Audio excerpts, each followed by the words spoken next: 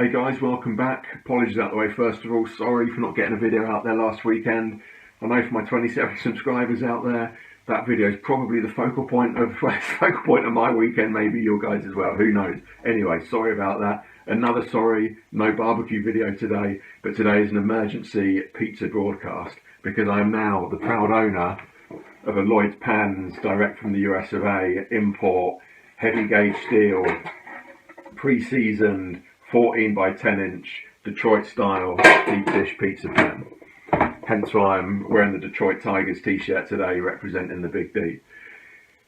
What is a Detroit style pizza? Well, there's this place called Buddy's restaurant in Detroit back in the 1940s. The owner there just bought up loads of these disused old second-hand auto spare part like holdall trays, look a bit like that, and started making pizza, and then like this new legendary pizza was born. So it's very big, thick, bready base, lot of cheese, pepperoni on there as well. It's basically just seen as like an upside down pizza. It's called the Detroit Red Top because it goes base, cheese, meat, sauce. That's generally how it gets built. Not sauced all over the top, but just some racing stripes as well. So looking forward to showing you guys that later. So yeah, hope you enjoy the video. Let's get on with it.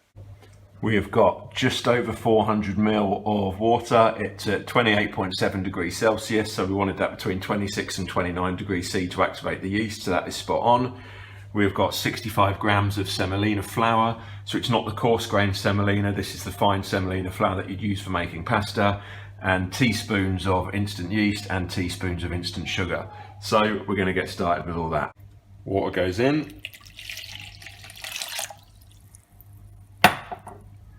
Semolina flour in, yeast in, and sugar in, and then we're going to stir for a minute, 30 seconds one way, 30 seconds the other.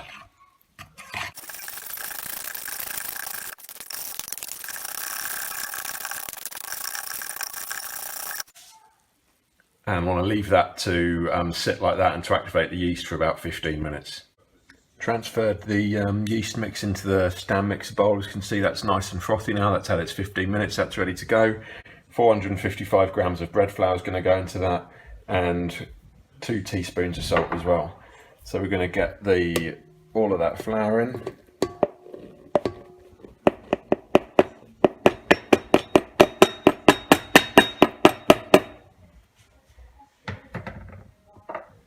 Those 2 teaspoons of fine sea salt as well, and then we're going in on the dough hook attachment. Start off with a very low speed. I think it's about setting 1 to 2, and that's going to go for about a minute. So let's get that started now. So it's run for a minute at low speed. I'm going to gather all the dough in from the sides, and then it's going to run at medium speed on setting 5 or 6. Run it for 2 minutes, and then we'll have a look at it after that. Just over 2 minutes, it's still not getting close to a ball yet, so we're going to take it up to 3 minutes, then we'll have another look, see how we're doing then. Looking for it to start to ball and come away cleanly from the bowl. This is what we're looking for now. Stretching way above the bowl, really nice and elastic, giving it a bit of a wiggle. That's good to go. Really sticky dough though, so we're going to have to oil up our hands before we start handling it. That was a slippery little beggar.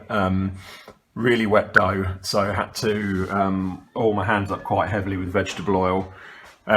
Used the dough scraper just to cut it into a 540 gram ball. That's now oiled, covered in the bowl, and I'm going to rest it like that for just under an hour now. So we'll come back and check it out in about 60 minutes. 22 minutes left on the brew, so it's time to start getting our pan ready. It is pre-seasoned, but you do need to oil it.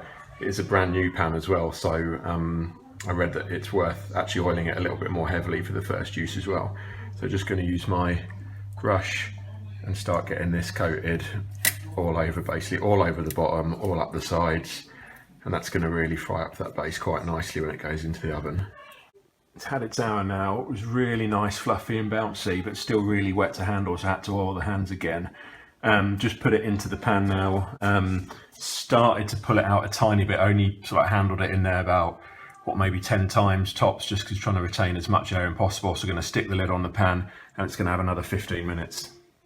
Stretched out a little bit more and then ended up having to cover it and let it rest again for another 10 before stretching it out to the edges. And you'll see that it's now stretching and it's staying there, so it's not retracting back on itself. So we know it's now done, and you can see it nice, still a few little bubbles there, so it's bubbling up quite nicely. Because the idea of working it to the edges, but if it retracts and then letting it rest for a little bit, is you don't want to just keep working the dough too much and getting rid of all of the air. So just doing it in increments just to stretch it out. That's looking pretty decent now though, so we're going to let that rest for another 2 hours. So I think I might nip down the shops and just buy a few last minute ingredients. 2 hour proof is on the go, so it's time to make the sauce up. So in here we've got a full can of muti pulpa finely chopped, teaspoon of garlic powder, teaspoon of oregano, teaspoon of sugar, half a teaspoon of salt, half a teaspoon of pepper. Did I say garlic powder? I think I did, but yeah, that's all in there. Gonna heat it up, simmer it for about 40 minutes, I think, and then just let it sit before it goes on the pizza.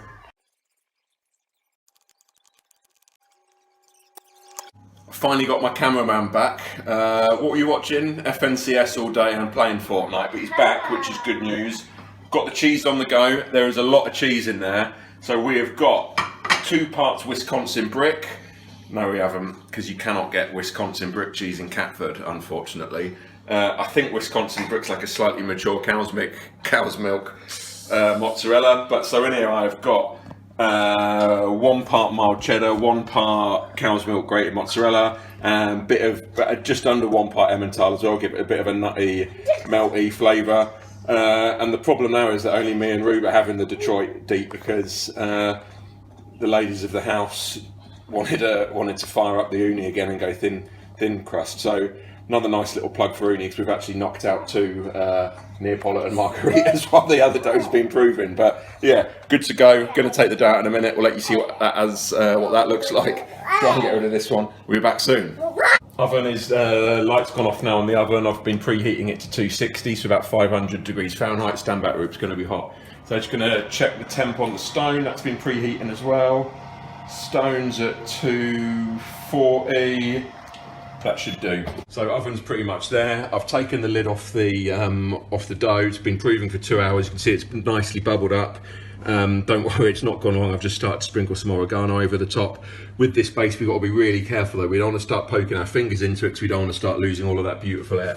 So the oregano's on. Next on is going to be the cheese. So we basically just want to try and get it as even as possible. Like I said, no sort of like big heavy spots. Don't want to be weighing down that dough. So I've only put down a very little bit amount of the cheese so far, because I'm going to go on with the pepperoni now. So basically just going to go 4 by 6, want it to be uniform, and we're going to use the pepperoni to actually guide us where the slices are going to be. Rest of the cheese going on now. What I am going to do as well is I'm just going to be working a bit more extra cheese up against the edges, because what we want to happen is for that, just render that cheese fat down where the dough's hitting the side of the pan. It's going to be starting to fry off a little bit within some of that cheese fat.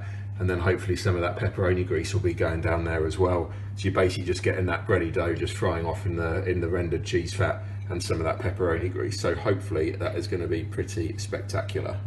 Right, final touches. So apparently in Detroit they do it with like 3 racing red stripes down the middle. So what we're not actually doing is covering the entire top with sauce. That's going to be too heavy. So what I'm going to try and attempt to do is pull off 3 little racing stripes. 3 stripes was optimistic, because I used some of the sauce on the Neapolitans in the uni, so that's why we're a little bit short, but not to worry, we'll go with 2.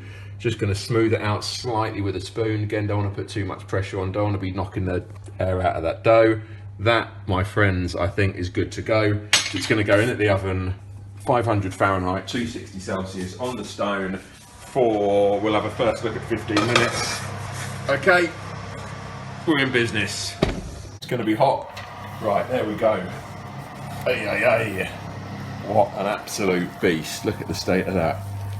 Right, we'll just let it sit for a minute, and then we're going to try and slide it out, but you can just see where all this fat has just gone down the sides now. Started to brown up nicely. Crikey. I've got a good feeling about this one.